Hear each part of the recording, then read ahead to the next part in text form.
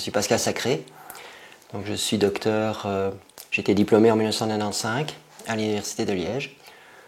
J'ai ensuite fait une spécialité d'anesthésie et j'ai été diplômé en 2002 et j'ai fait un complément de spécialisation en soins intensifs. Et ça, j'ai été diplômé en 2003, j'ai commencé à travailler dans la région de Charleroi. Donc 17 ans de métier, principalement en soins intensifs. Donc j'ai également fait 2 ans et demi comme intensiviste à l'hôpital militaire Rennes Street à Bruxelles. Voilà. Mais donc depuis 2011 maintenant, je suis en poste comme intensiviste au Grand Hôpital de Charleroi, jusqu'à début de cette semaine. Alors expliquez-nous ce qui vous arrive. Voilà, donc de façon factuelle, je vais rester sur les faits. J'ai reçu une demande par le secrétariat de la direction du GHDC de me présenter le mardi matin, donc ce mardi matin, le 20 octobre, dans le bureau de la direction, sans qu'on m'explique le motif de cette convocation. On m'a signifié qu'on mettait unilatéralement fin à mon contrat, me demandant de quitter l'hôpital séance tenante et m'interdisant l'usage de toutes les installations du Grand Hôpital de Charleroi. Voilà. Je suis parti sans m'empêcher d'aller dire au revoir quand même à tous mes collègues. Et voilà, donc depuis je suis licencié. Donc ils m'ont licencié, m'ont-ils dit, pour faute grave en rapport avec l'expression de mes opinions par rapport à la gestion de la crise actuelle et qui étaient exprimées au travers d'articles et de vidéos et de réseaux sociaux.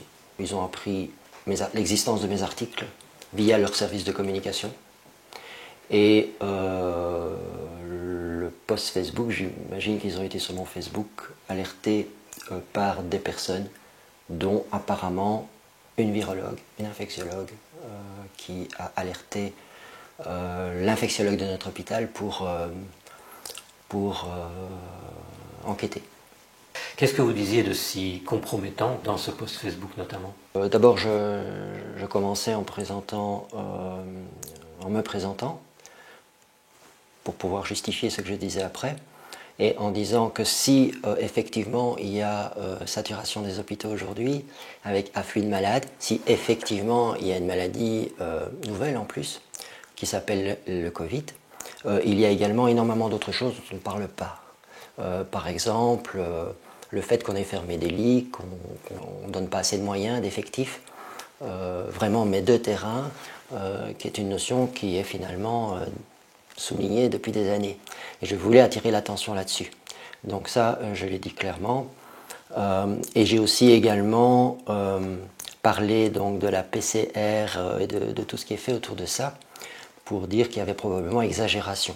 D'après ce que j'ai pu comprendre dans ce qu'ils m'ont dit, j'ai vraiment reconnu les deux posts Facebook auxquels ils faisaient allusion. Un post Facebook plus spécifique sur la PCR qui n'était en fait qu'un résumé en 3 points, mais de ce que j'avais expliqué beaucoup plus en long et en large dans les articles que j'ai écrits, et également dans une vidéo, effectivement, une interview par une personne en France qui s'appelle Jérémy Mercier, vidéo qui a été mise en public de toute façon sur YouTube et qui est une façon d'expliquer aux gens ce qu'est la PCR de façon très scientifique, très factuelle, argumentée. C'est d'abord un test qui doit être remis dans son contexte, en l'occurrence le malade, les malades éventuels, les gens, et dont il faut bien expliquer les caractéristiques techniques pour comprendre que si on ne fait pas attention à certaines de ces caractéristiques techniques, ce test peut devenir non fiable ou engendrer des prises de décision qui ne vont pas correspondre à une réalité. Et j'explique, notamment par rapport au seuil de sensibilité du test qui est utilisé pour dire qu'une personne est positive ou négative. C'est important d'abord d'être transparent sur ce seuil de sensibilité, ce n'est pas le cas, et enfin et surtout de respecter un seuil de sensibilité réaliste. Car si ce seuil de sensibilité est mis trop haut, bien évidemment on peut alors arriver à trouver des tests positifs mais qui ne correspondent pas nécessairement à non seulement la maladie, la présence de la maladie, mais même à la présence d'une contagiosité par rapport à cette maladie virale qu'on appelle la Covid.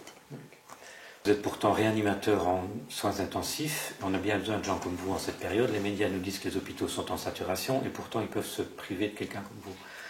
Voilà, donc quelque chose qui m'a énormément choqué, c'est de voir que pour cette raison-là, ils pouvaient renvoyer un réanimateur en cette période de crise Covid, je le rappelle, dont je n'ai jamais contesté l'existence, au contraire. J'y ai été confronté en première ligne et j'y étais encore jusqu'à début de semaine. Et de voir qu'ils enlèvent une personne qui a 17 ans d'expérience à l'insu, sans demander l'avis de ses collègues, alors qu'ils vont solliciter, il faut le savoir, et c'est dans tous les hôpitaux, des médecins d'autres spécialités.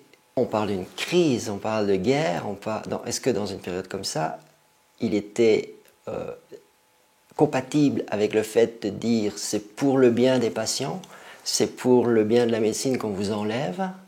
Comment est-ce que ça peut être compatible avec le fait qu'en même temps on vous dit vous devez partir séance tenante, tout de suite rentrer chez vous?